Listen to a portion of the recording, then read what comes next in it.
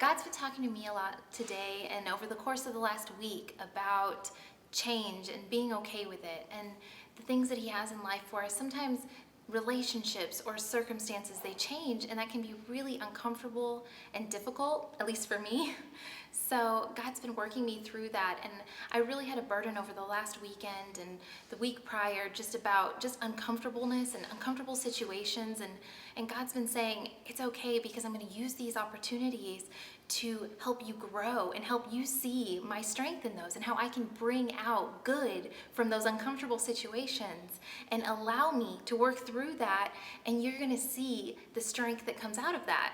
So God's been talking to me a lot about that and how even though it might be uncomfortable to lose a relationship or to see how people move on in life or to see our kids go through certain things, and it makes us as parents just cringe because you're like, I don't want to see them go through that, and it really will hurt our hearts because sometimes somebody might do or say something to them and it's just painful. But I just have to remember how much more God loves them and how much more He is looking out for them in their best interest. And so as I pray through those things, He's saying, I've got this, and I'm going to use this moment for their future.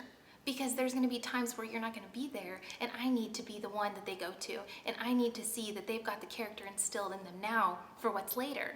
So one of the verses that he was talking to me about was in Romans, and it says, "Be not conformed to this world, but be transformed by the renewing of your mind."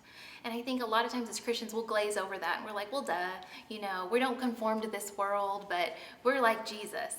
Well, I think the problem is that a lot of people have stopped at the whole not being like this world part, and instead of the being conformed like Him part.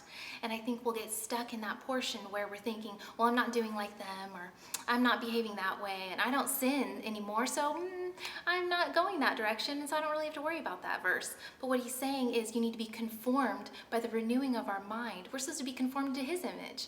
So we need to continue in His word to be conformed to be like Him, instead of just thinking about, oh, well, I don't do it that way anymore. And instead of worrying about or the sin of our past, we need to be moving forward in Him, moving beyond just not wanting to be like the world and moving into wanting to be like Jesus.